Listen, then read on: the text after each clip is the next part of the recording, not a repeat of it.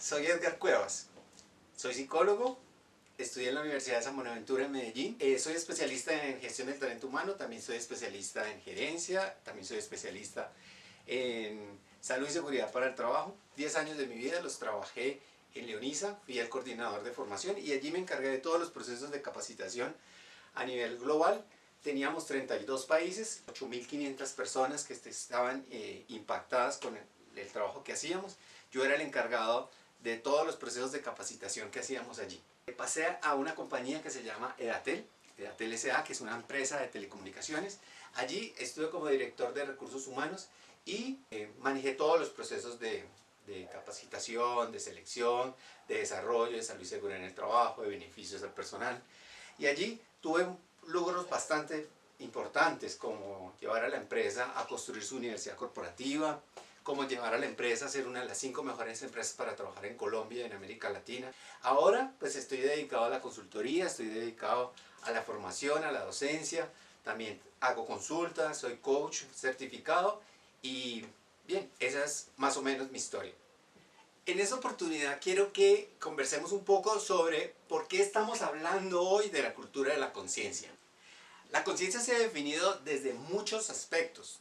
Hay unas aproximaciones teóricas, conceptuales, desde la psicología, de lo que significa la conciencia. También hemos encontrado algunas definiciones un poco más espirituales, pero en fin, lo importante es que hoy en día estamos centrados en hablar de cómo vamos a generar una cultura distinta en la humanidad a través del desarrollo de la conciencia.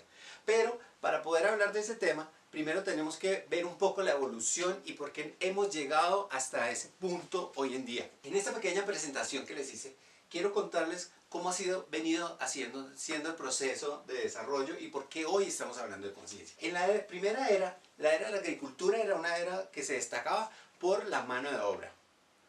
La mano de obra era la fuerza laboral. Y no solamente la mano de obra, sino la cantidad de tierra que tenían las personas. Por eso de allí nace el concepto de los latifundios.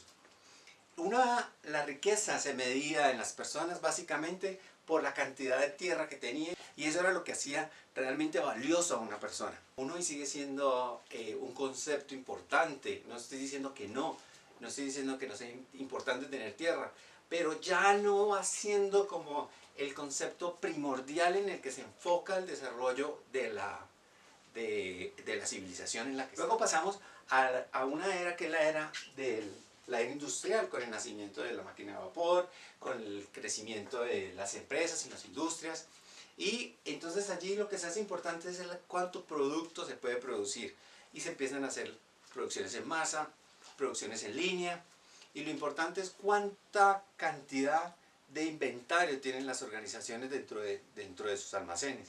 Luego pasamos a la era de la información. Es muy interesante la era de la información porque es por allá en la década de los 1900 cuando nace el boom de la gestión del conocimiento y el tema de las capacitaciones en las empresas y el tema de que la gente tiene que estudiar. Y hay una frase que nos decían las mamás siempre y era: mi hijo, estudie para que sea alguien en la vida. Pero yo les pregunto, ¿y si yo no estudio entonces no soy alguien en la vida? Porque yo ya soy alguien en la vida. A que no tenga un cartón o un diploma, eso no quiere decir que no sea nadie en la vida. Pero esa era una frase, y era la frase que todo el tiempo estuvo allí presente. Lo importante de esta era de la información es que la riqueza o el poder se centraba en el capital intelectual, en cuánto sabían las personas. Cuántos cartones tienen, cuántos posgrados, cuántas maestrías, cuántos doctorados. Y mientras más educación tenga, entonces la persona siente que tiene un poco más de liderazgo y de poder y de influencia sobre los otros. Incluso uno de los negocios importantes, para que tengamos en cuenta, unos negocios importantes que se crean en este momento son las universidades. Por eso es el boom de las universidades allí. Cuando de un garajito empezamos a ver que ese garajito empieza y luego en muy pocos años ya hay un gran edificio, un gran campus y un montón de estudiantes allí. Era un muy buen negocio. Sin embargo, esto no es que deje de ser importante, pero ya no va a ser lo fundamental en el mundo en el que estamos empezando a recorrer. ya estamos hablando de la conciencia, que es el tema que quiero que nos enfoquemos. Porque al trabajar sobre la conciencia vamos a empezar a desarrollar capital cultural.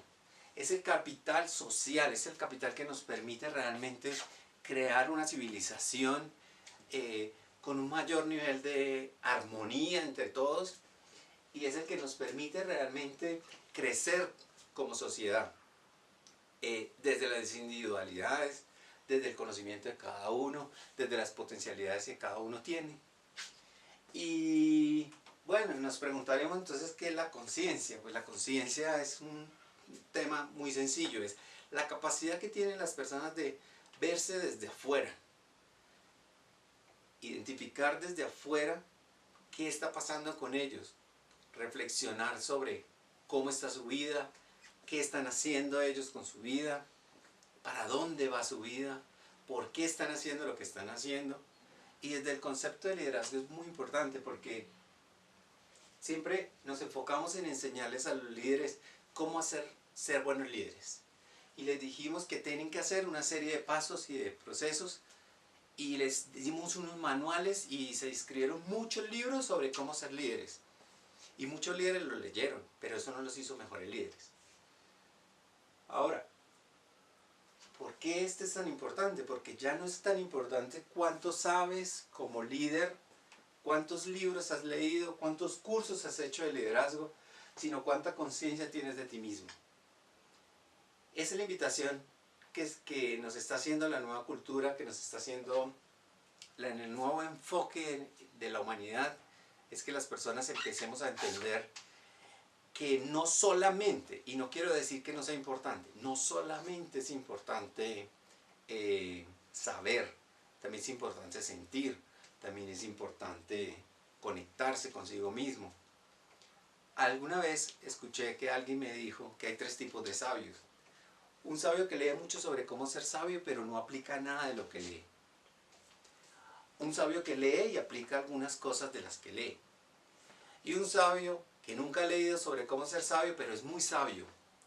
Creo que esa historia recoge un poco lo que significa la conciencia. Y allí es donde tenemos un gran campo, allí es donde tenemos que empezar a trabajar, hacer que la gente empiece a conectarse consigo misma, con lo que son, y empiece a actuar de adentro hacia afuera, no porque haya un guión, no porque haya unas pautas que tenga que seguir, sino simplemente porque sienten que así debe ser, que esa es su naturaleza y que eso es lo que los mueve a conectarse con otro ser humano.